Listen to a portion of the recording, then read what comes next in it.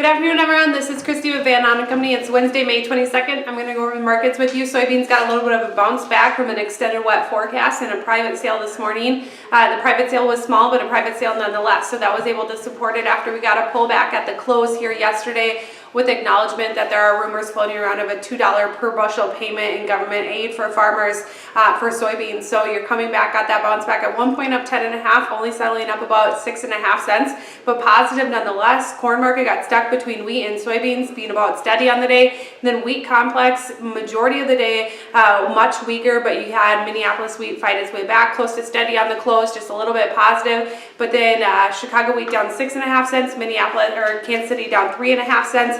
You came and hit some key price points yesterday in the wheat and corn market and found quite a bit of sellers.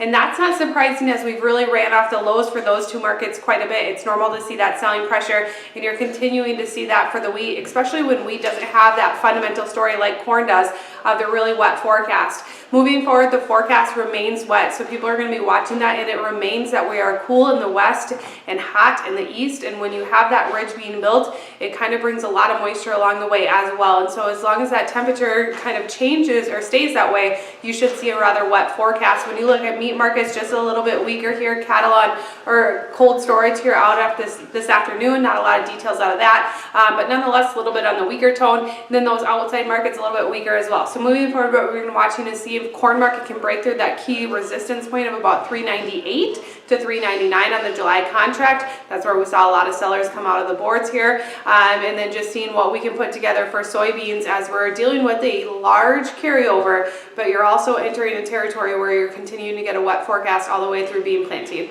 I do have to close with a disclaimer. Trade-in futures and options of all risk class and is not suitable for all producers. This is a solicitation. Have a great night.